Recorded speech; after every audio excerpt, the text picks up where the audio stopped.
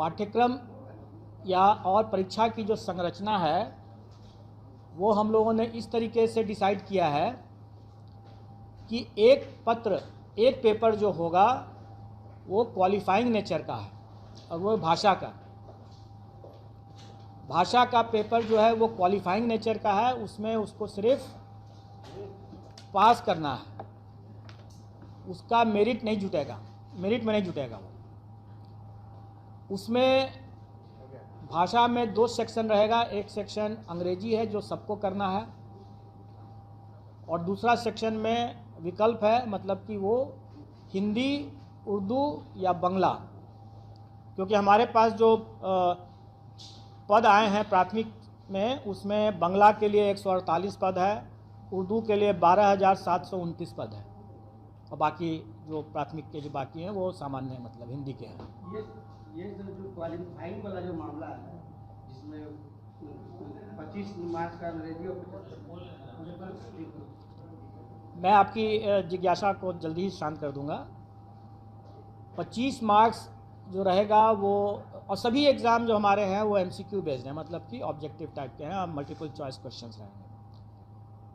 और qualifying nature का जो पेपर भाषा का है उसमें अंग्रेजी 25 नंबर के रहेंगे, 25 प्रश्न, और हिंदी या उर्दू बांग्ला जो रहेगा वो 75-75 का रहेगा। उसमें से कोई एक चुनना है उनको। मतलब टोटल 100 नंबर के 100 प्रश्न रहेंगे और पूरे पेपर में उनको 30% मतलब कि 30 नंबर न्यूनतम लाना होगा, तभी वो पास करेंगे, नहीं तो वो परीक्षा से, प्रतियोगिता से बाहर हो जाएंगे। इसमें जो लोगों को जो जिज्ञासा है कि पहला कि क्या 30% अंग्रेजी में अलग और हिंदी में अलग लाना है, तो ऐसी बात नहीं है। संयुक्त रूप से उनको 30% लाना है, मतलब 30 नंबर लाना है। इसके बाद अब मेन पेपर होगा। मेन पेपर 150 नंबर का होगा जिस पर कि मेरिट होगा, और हर स्कूल के कैटेगरी के लिए एक ही मेन पेपर है। जैसे प्राथमिक के लिए सिर्फ एक मेन पेपर है, अगर हम हाई स्कूल के लिए जाते हैं तो उसके लिए भी एक ही मेन पेपर है, और अगर हम इंटर स्कूल के लिए भी जाते हैं, मतलब हायर सेकेंडरी स्कूल के लिए जाते हैं, तो उसके लिए भी एक ही मेन पेपर है। एक ही पेपर उसके बाद देना है। और वो अगर कोई अभ्यर्थी अगर तीनों श्रेणी के लिए अप्लाई करता है तो स्वाभाविक है कि उसको फिर तीनों पेपर देना होगा। अलग अलग दिन होगा लेकिन देना होगा तीनों। फिर मेरिट लिस्ट अलग अलग बनेगा क्योंकि सबके लिए अलग अलग वो परीक्षा है।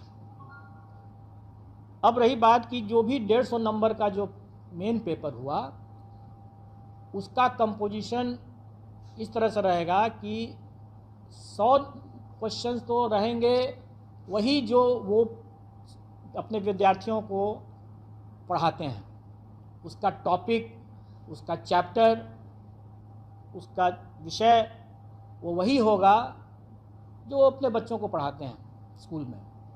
इसलिए अगर ये जिज्ञासा है कि उसका हम सिलेबस में विस्तार करके दें, तो मेरा ये कहना होगा कि बिहार एग्जामिनेशन बोर्ड का जो सिलेबस है बच्चों के लिए, उसी को देख लें,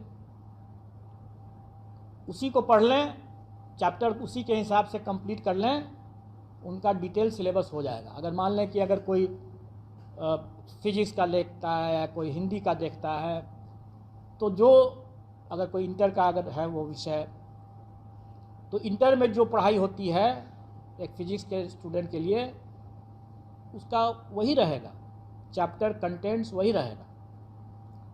प्राथमिक विद्यालय में भी अगर जो बच्चों को जो पढ़ाते हैं शिक्षक, वो वही रहेगा, कंटेंट वही, चैप्टर्स वही रहेंगे। मतलब सिलेबस का जो विस्तार, डिटेल सिलेबस की जो लोग मांग कर रहे हैं वो करना ज़रूरत नहीं है, क्योंकि अगर उसको देखना है तो अपने बिहार एजुकेशन बोर्ड का सिलेबस बच्चों का उठा कर देख लें और उसी की पढ़ाई कर लें। अब रही बात कि शिक्षक हैं वो बच्चों से उनका ज्ञान ज़्यादा होना चाहिए, बच्चों से उनका स्तर ज़्यादा होना चाहिए, तभी तो पढ़ा पाएंगे। तो स्वाभाविक है कि प्राथमिक शिक्षक के लिए जो अभ्यर्थी होंगे उनका चैप्टर तो वही होगा जो बच्चों को पढ़ाने वाला है, लेकिन उसका स्तर जो होगा वो बच्चों वाला तो नहीं होगा। उनका स्तर जो उनके लिए जो जैसे प्राथमिक शिक्षक के लिए न्यूनतम निर्धारित योग्यता जो है वो इंटर है, तो उसी के आलोक में प्रश्न पत्र का स्तर होगा। चैप्टर तो वही हुआ जो प्राथमिक विद्यालय में जो पढ़ाते हैं। इसमें इसको लेकर के जो लोगों को कन्फ्यूज़न था कि हमारा क्या रहेगा, पाठ्यक्रम का कैसे मतलब डिटेल क्या रहेगा, तो मैंने बता दिया। अब रही बात की है तो 100 नंबर के हुआ, बाकी 50 नंबर के जो रहेंगे वो सामान्य ज्ञान जो है, जनरल साइंस कह लें, जनरल स्टडीज़ कह लें, वो बेसिकली जो पहला जो 100 नंबर का जो हुआ वो उनके नॉलेज का टेस्ट होगा, और बाकी जो 50 नंबर का जो होगा वो उनके इंटेलिजेंस का टेस्ट होगा।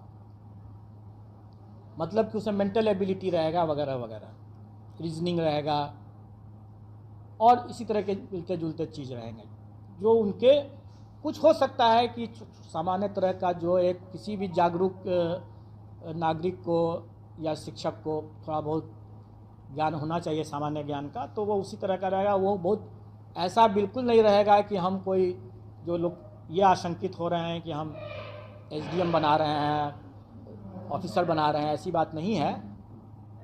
वो भी लोक सेवक ही होंगे और जो एसडीएम जो हैं वो भी लोक सेवक ही होंगे, और किसी भी एक लोक सेवक को एक जो सामान्य ज्ञान का जो स्तर होना चाहिए, इसका स्तर उतना ज़्यादा नहीं होगा, जो कि स्पष्ट है।